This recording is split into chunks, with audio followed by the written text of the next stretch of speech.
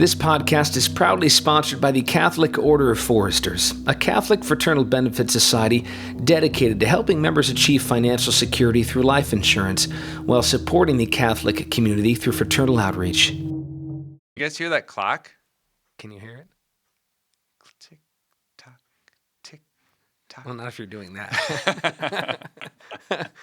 If anybody's distracted by the clock ticking in the background, just please email us. Yeah, let us know. I'll take care of it. It's one of those plastic, crappy plastic clocks. Well, I mean, it's like a step up from plastic crappy clock. It's a little bit nicer than that. You think with all this modern technology, we'd have found a way to turn off the clicking sound on analog clocks. Right, yeah. It's a little cold. According to you, it's a little cold because the heat is out right now, yes? Yeah, I'm just being preemptive in the coldness. But yeah, we did have to turn off the boiler today. Now, in Father Kowalczyk's defense, you don't have any hair.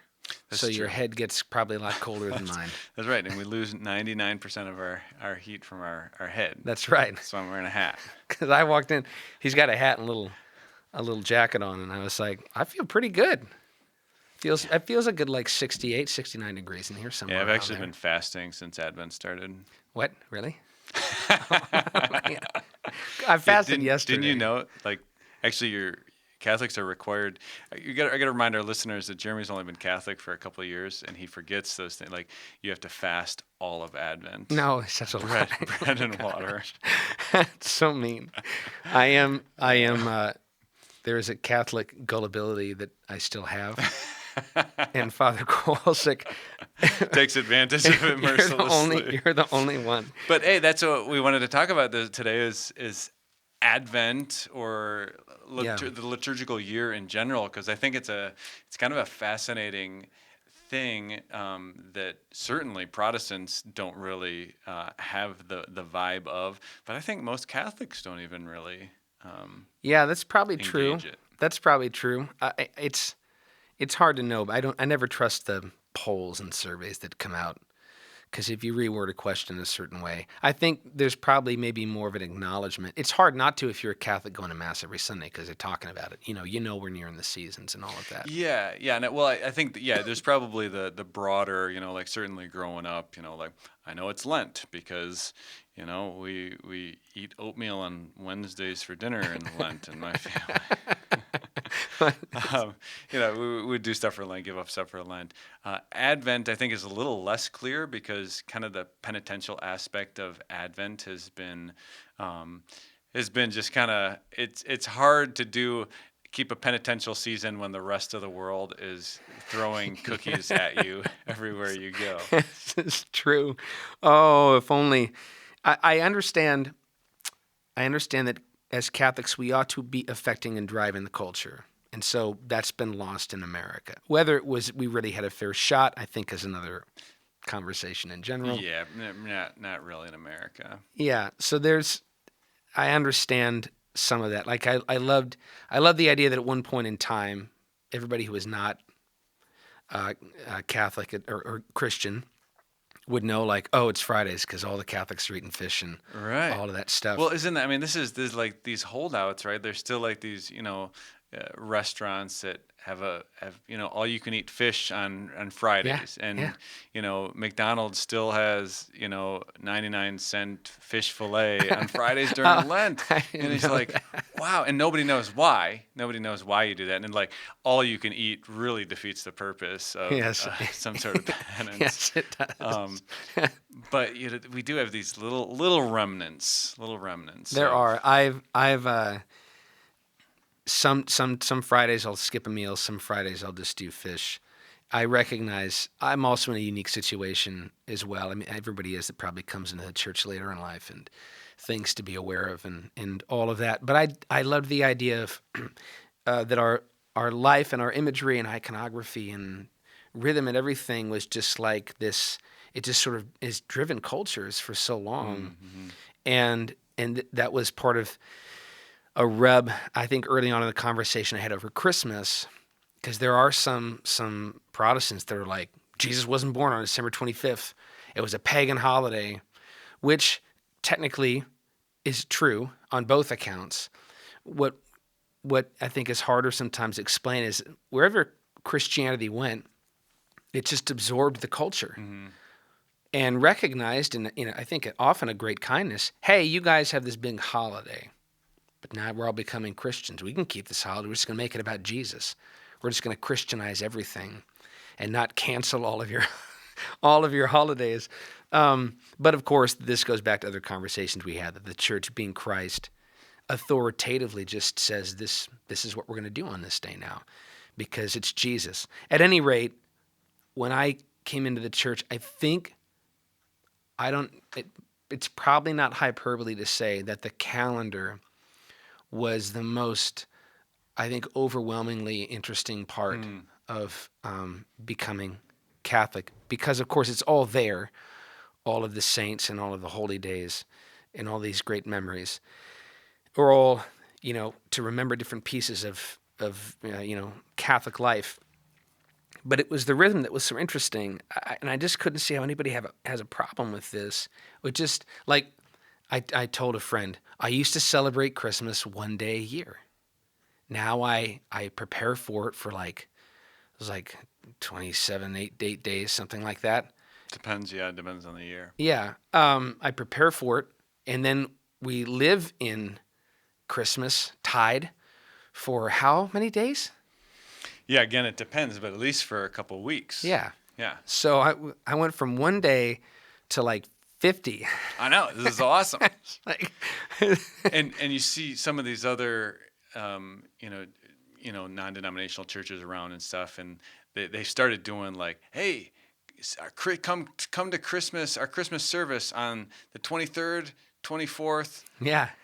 Sometimes they don't even have it on the 25th. Yeah. It's like, no, we're getting it done, and we moved it up. I mean, I don't know if they're doing the same thing with Easter or not, but that's very true. Like this is one of the things for a Catholic. Like, no, we're gonna wait till the bitter end. Yeah, that's right. And the moment he comes, and I think there's something really beautiful about this, because we have to feast and we have to fast. Yeah. But when you feast and when you fast makes all the difference. Right.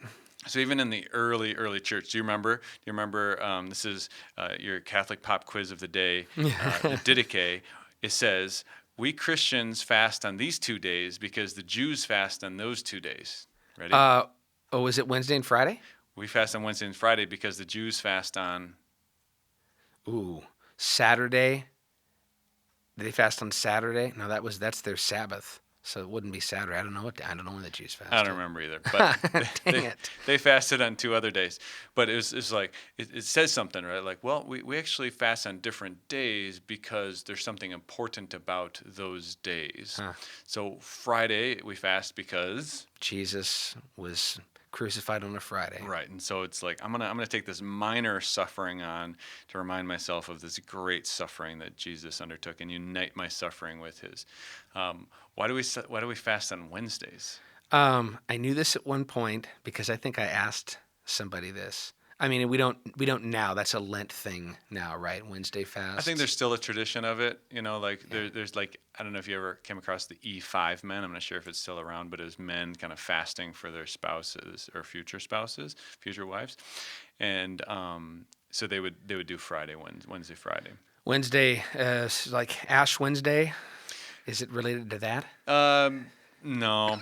I think in part it's because I think that the Jews in ancient times would fast on Tuesday. So they're like, we're not Jews, so we're not fasting on Tuesday. But I think the other part of it is traditionally, lowercase t, that's the day that Judas decided he was going to he became a traitor that day. He went to the... I didn't know that. So we fast in remembrance of that. So neither of those is, dogma or anything, nor do we. You don't have to fast on Wednesdays. You do have to fast on Fridays in some sort. But how you fast, why you fast, makes a lot of difference. Correct. When you feast, how you feast makes a lot of difference. Correct. What day do we Christians feast? We feast on Sundays. We feast on Sundays. Now, when does the rest of the world feast? Every day. Any day they want, right? And so by it's not that we can't, like, your kid has a birthday on a Wednesday, sure. like, obviously you're going to celebrate, or, even if it's on a Friday, like, okay, you're going to celebrate that. Some things, those are the normal fabric of human life. And that would probably, we'd say, most American families, they celebrate 4th of July, Memorial Day, Labor Day, Christmas, probably Columbus Day, birthdays, anniversaries, Valentine's Day. There's these little days that you just get to celebrate with a feast. Yeah, and no one has any issue with this. Right. And then for Catholics we say, and we're gonna feast, and we're gonna celebrate those civil holidays too. That's great. But we're also gonna feast on the Feast of Saint Joseph and the Immaculate Conception of Mary and Our Lady Guadalupe and the Feast of Saint Patrick and the Feast of Peter and Paul. And we're gonna celebrate Easter for a week. We're gonna celebrate Christmas for a week.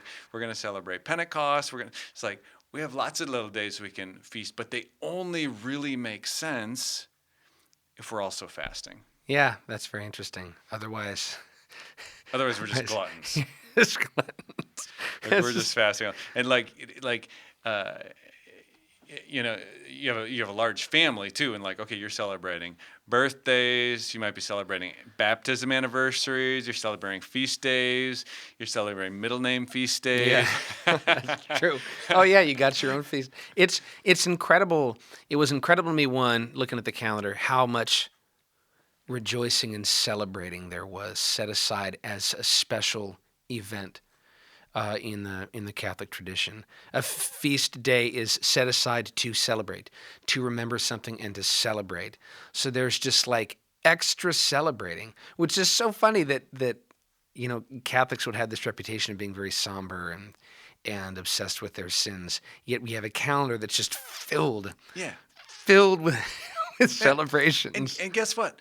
The feasts actually trump the fast 99% of the time. They do. So St. Joseph's feast day always falls in Lent. And guess what? If it falls on a Friday, which I think it does, it either falls on a Friday. It's a Saturday this year, but Annunciation falls on a Friday during Lent this coming year. And guess what? Feast. Like, you get to eat meat. Now, one time I was out in California. You been to California? Yes, unfortunately, I've been there a few times. Their big, fast food joint that they're known for. Yes. In-N-Out Burger. Yep.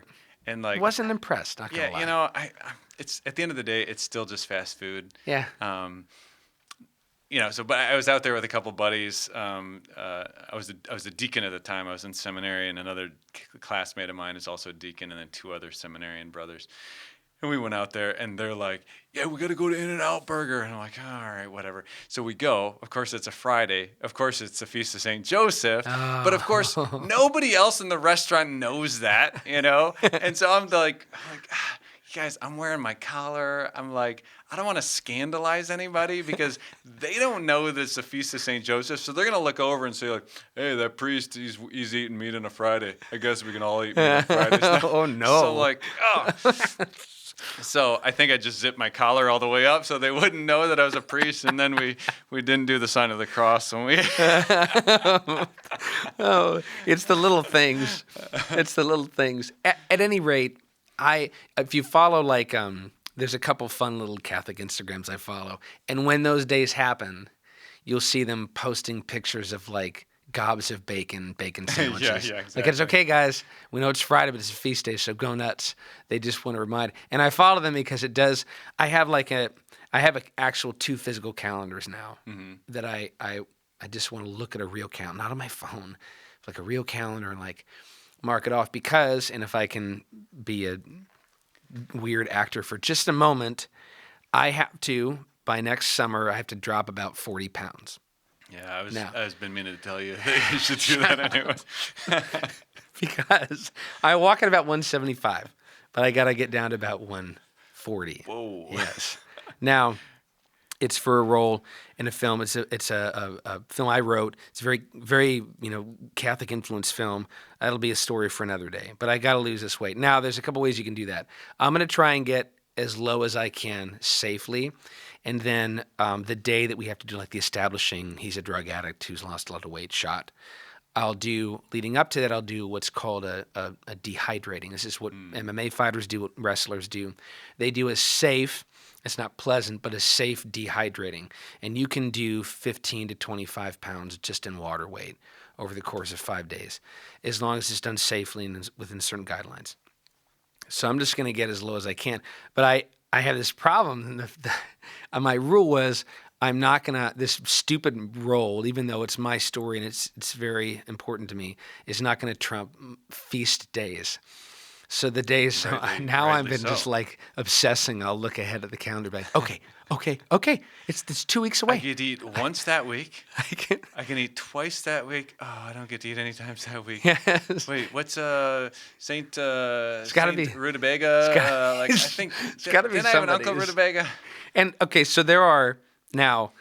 I get a little confused. There are some months that are like heavy on feasts. I don't think I can name them. May, I think, maybe is one which is my birthday's in May. I think it's pretty heavy on feast. But then I was with some friends the other day. Like, no, it's St. Lucy. It's a feast. I'm like, guys, we remember, but it's not a memorial. It's not a memorial. It's not a feast day. And then there's this solemnity. I don't know, before I finish up my rant on calendars, I need to pause. I don't know the difference between a feast and a solemnity. Solemnity is a higher feast. A higher feast. Yeah. Okay. So solemnity would trump the Friday in Lent. A feast day would not trump a Friday in Lent. Ah, gotcha. Yeah. Gotcha. Okay. Well, that's an important distinction. I don't think I screwed that up this past Lent. At any rate, what I found was order, of course, in all of Catholic life is this tremendous order, which is a great sign of God. But within the calendar, there's this rhythm, almost like a heartbeat. Mm-hmm. And each day, every day we're remembering. There's a calendar to remember a martyr or a saint. Right. Every single day. Right. Whether it's a memorial set aside that the church recognizes as a bigger deal, every day you can pull up a calendar and find there's 3 or 4 saints being remembered. Yeah, exactly. It's amazing. But having all of these things set aside, it puts you into this very unique rhythm in the heartbeat of the church of time. Mm-hmm. And I think I probably talked about this before. The calendar is what helps keep me on that red thread through time. Today we're remembering some girl that died in the 6th century, this horrible death. And this beautiful, brave story, and this is how we keep her memory alive. Always present. I got to see St. Lucy.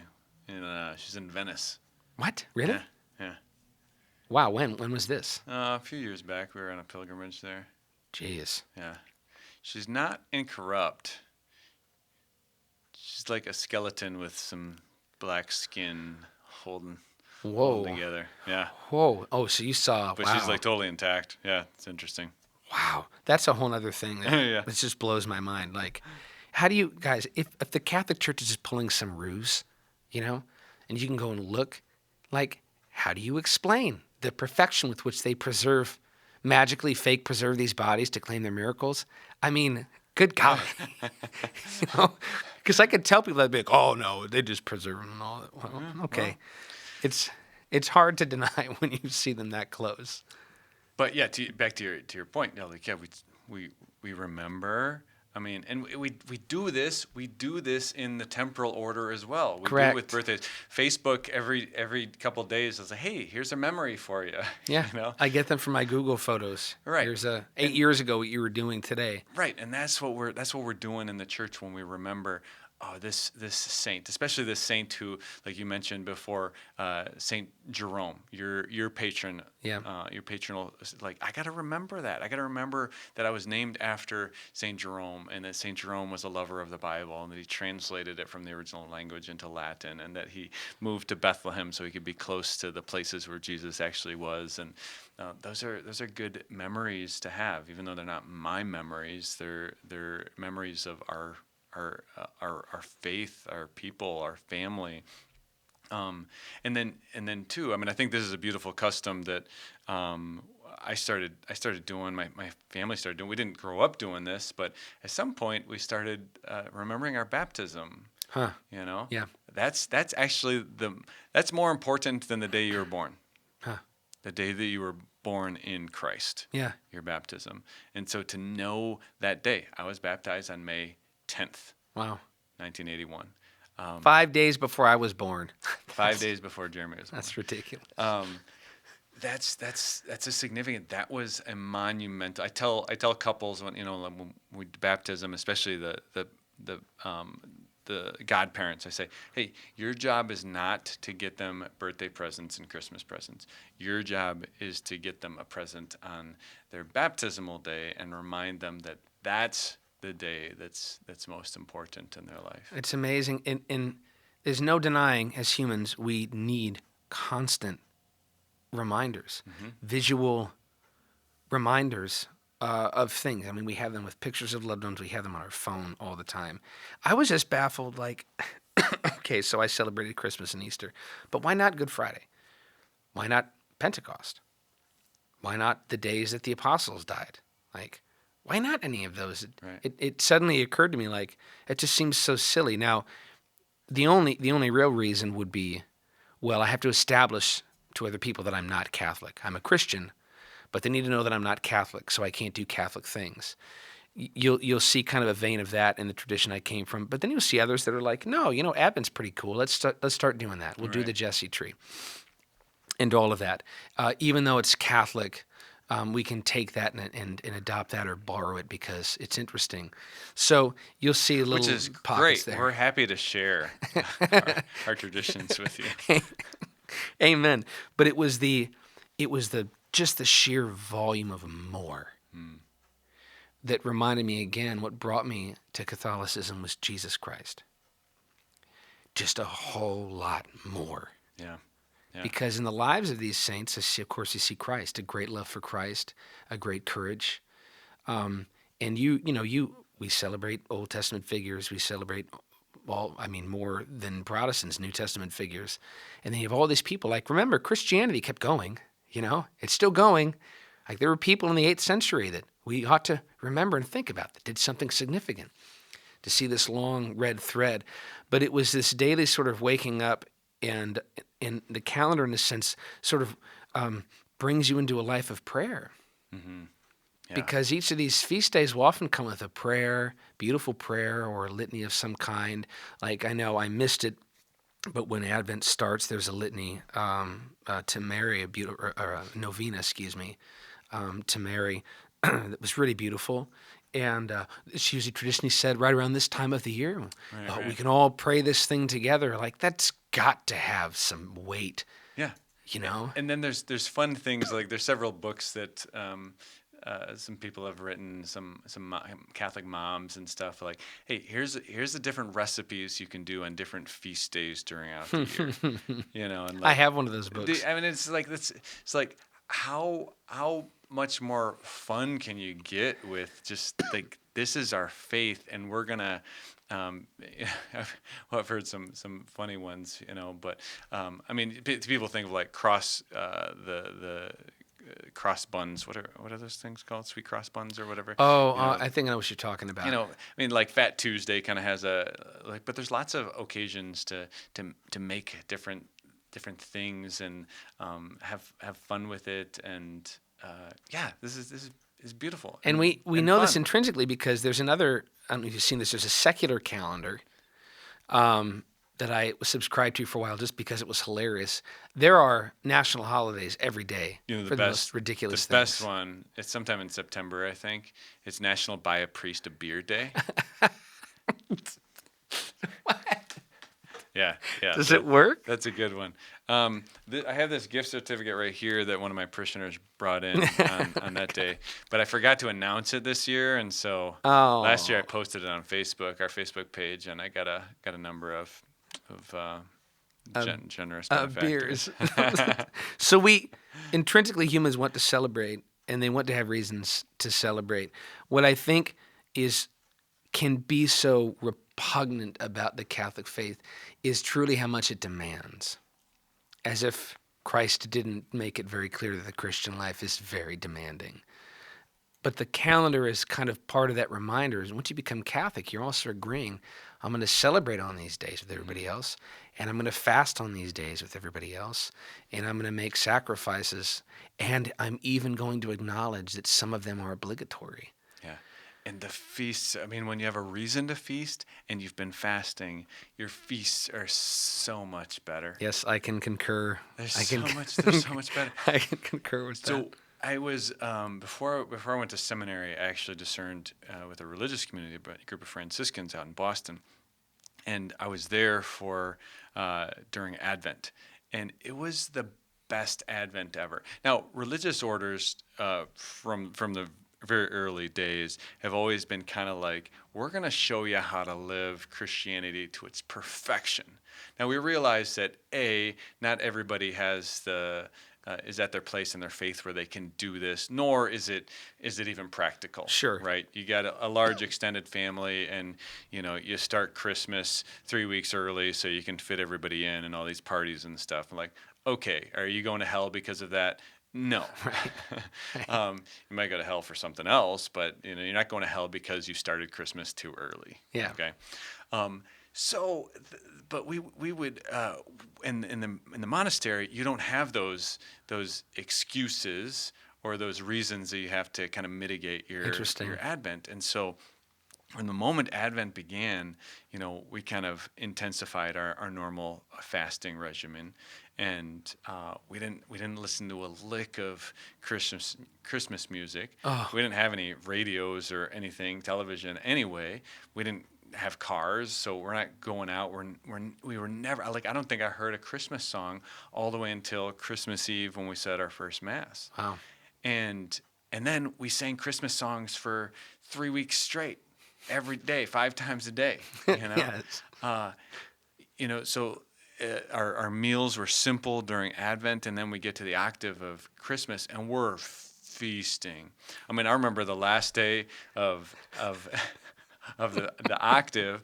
I think Christmas was on a Thursday that year, so the octave ended on the following Thursday, and it was our last day of feasting. And somebody dropped off at our house because we didn't, we begged for all our food and stuff. They dropped off at the house like 6 half gallons of different flavors of ice cream. Holy and we're all like, moly. Grab a spoon. And we just dove in. And then, maybe there's a little bit of lack of temperance there.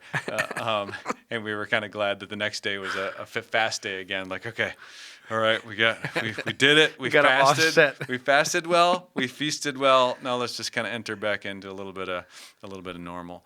But it was a beautiful, beautiful Advent, and I really felt the most I'd ever been prepared for Christmas, and the most I ever got it. Like the two directional looking of Advent, looking towards the first coming. Now I'm looking towards the second coming. I'm looking back towards the first coming, and now we're just enjoying Christ who's comes to us, and yeah, it's beautiful. And that is beautiful. And what's great is shortly after the octave of Christmas ends, we're beginning to think about, wow, Lent is coming right around the corner.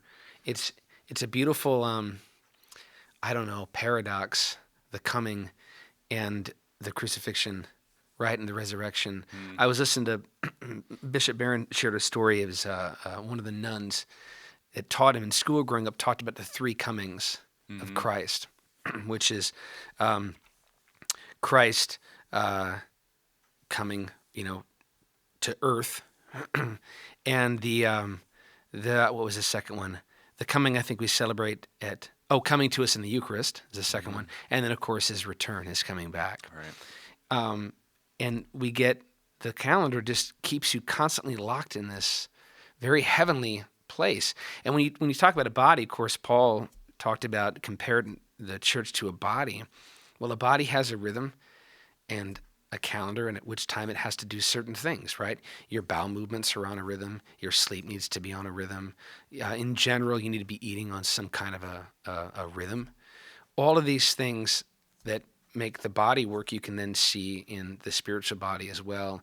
And the calendar, to me, is such a great reminder. Is like almost like that heartbeat, that keeps us all. Because whether you're here in the Catholic Church or Afghanistan in some hidden Catholic church, we're thinking about the same things. We're celebrating the same things. If you're paying attention anyway, you're thinking about and paying attention to those same things. And it was something I had greatly lacked, was a consistency and a rhythm to my spirituality. Now, there was a daily, like, I need to read my Bible and pray every day. And yes, but outside of that, there was very little Christian rhythm. We did church on Saturday nights for a while, and then Friday nights. And we had this other thing on Sunday nights. So, our weeks kind of had something of a shape to it. But then coming into the fullness of like, whoa, there's all this stuff. And then I can bring my boys and say, hey, guys, guess what today is? They know it's a feast day when Dad says something like that. And then I get this great story to share with them about this great hero. Yeah. And in time, I want that to be an everyday thing. Like, today's not a feast. It's whatever the 13th week of ordinary time. But today we remember this saint or this martyr. And it just keeps you like perpetually on higher things. Yeah. And it's not doctrinal, right? And like after Vatican II, the calendar got switched around and it's a little bit disjointed. Like, this saint used to be on this day, now he's on that day. Whatever. These things aren't dogma. They're not doctrinal. There's different reasons. You don't have to celebrate the saints, but at the same time, we see radical examples where the way you celebrate does either change the way you believe, or the way you believe changes the way you celebrate. And you could look at the Seventh-day Adventists, who do their church services on Saturday because they don't believe that anybody had the authority to move it from Saturday to Sunday. So they do what the Jews did, Sabbath. Right? But the church from very early on, the apostles said, nope, we celebrate Sunday, because that's the day that the Lord rose. That's the eighth day. That's the day of the recreation. That's the day that really matters. That's really the Lord's day. So that's significant. And then like Jehovah's Witnesses, they pretty much don't celebrate anything. No. So sad. Yeah, and they'll look at things in like, well, at a birthday party, John the Baptist got beheaded, and then it's like there bad things happen on celebrations, so we don't do it. I didn't know that. That's very interesting. Yeah, I have some relatives who are Jehovah's Witness, and we could never have. I mean, we would always get together for Easter and Christmas and Thanksgiving, things like this, and they wouldn't come over because it goes against. Wow. I remember one time my cousin came over, and it was Easter, I think, and we would usually just say we're having a family gathering. We're just people are in town. We're having a family gathering or family reunion or something. Just happens to coincide with Easter. And so one time I remember my cousin was there, and my grandma goes, "Oh, I didn't think you'd be here." And she goes, "Why not, Grandma?" "Oh, because it's Easter." And she goes, "Oh, well, I didn't know it was Easter." I guess I have to leave. We're like, "Grandma, X-nay on the Easter egg." Oh, a life without celebrations. That's not a life I could stand. Now, ironically, and we can close with this thought, obviously in the New Testament, you don't see holidays or feast days. You do see plenty of that in the Old Testament. This day, remember this day. Mm-hmm. Put these stones here and remember this day. Yeah. And again, of course, Christianity being an extension of the completion, the fulfillment of Judaism, it just baffles me, like why we don't celebrate more. But there is something interesting you do see in the book of Acts, is you see the apostles praying at particular hours during the day. Okay, now this is the calendar reduced to the day, but there was like a 9 a.m. the apostles were all going up to prayer at noon or at 3 p.m. And that caught my eye because I was like, why would Luke have gone out of his way to put the time down? Why did it matter? Who just said the apostles were going to pray? But no, they were going to pray at a specific time. And of course, this is where we get this perpetual, the breviary, right? The office of the readings. Mm-hmm. It was beautiful. Now, they were probably just praying psalms, right? I guess we don't know specifically. I'm pretty sure it was psalms. But I thought that was interesting, just a calendar. If you take away feast days and all of that stuff and a monthly, weekly, if you just come down to the day, there it is in Scripture. They had a rhythm and an order. Whatever they were doing, 9 o'clock, 12 o'clock, 3 o'clock, they stopped. Yeah. And they went and they prayed. Right. And even down to the day, they kept that rhythm. So I've been trying it with the Angelus. Yep. I have a little pop-up And if I'm at my desk, I'm grateful to be in an office filled with Christians. So I'll stop at noon and I'll just pray. And 6 p.m. if I'm in a place where I can, I'll stop and pray the Angelus. And then I turn to the office of the readings every morning. Sometimes in the evenings I can pull it off. It's a little harder with kids. But like then my day is filled with rhythm, a bookend, of prayers and thinking about higher things. Yep. No, it's beautiful, and I really think that's. I mean, I remember a time in my just growing up. I was in my 20s when I really realized, like, wow, yeah, the calendar gives me a way to live my faith in a really practical, incarnational way, and it's really, I think, a turning point. And I think for anybody listening. No matter where you are, no matter how old you are, to just start adding that into your day, like, oh, it's a feast day. I better have a bowl of ice cream or a glass of wine. Yeah. Oh, it's a Friday. I better offer some sort of fast, even if it's a little thing. I think you'll actually see, incommensurate increase in your faith. It's like a little thing with big results. It is. Holiness comes from those little kinds of habits. And I've even tried to invite people into the feasts with me. Yeah. Like, hey, I'm Catholic, so today we do this big thing. Like, fast, of course, we're not going to, I'm Catholic, so I'm fasting today. We're not going to do that. But on feast days is a great time to invite people in and let them know, like, because I'm Catholic, we set aside this special day on a random day that might seem random to you to just celebrate and feast. And it can be a great tool of evangelism for people to see like this great celebration that we're living and a great way to even share our faith. Yeah. Great thoughts today. Thank you, Lord, for the calendar. Thank you for rhythm, the pulse of the calendar. Grateful for that today. Yeah. Don't forget to fast for the rest of Advent as is prescribed. No, I am totally going to fall for it. We'll see you guys next time. At Catholic Order of Foresters, we're committed to bringing Catholic values to life and financially protecting Catholic families right here in Minnesota. Our members enjoy benefits like scholarship eligibility and peace of mind knowing their family is secure, even if something happens to them. Each year, thousands join us to support people in need through our Feeding God's Children events, spirituality tap-ins, and mission trips. Wouldn't you love to be a part of an organization that embodies your Catholic values? Find out how you can be a part of Catholic Order of Foresters by calling General Agent Brian Marketon at 763-658-4009. That's Brian at 763-658-4009.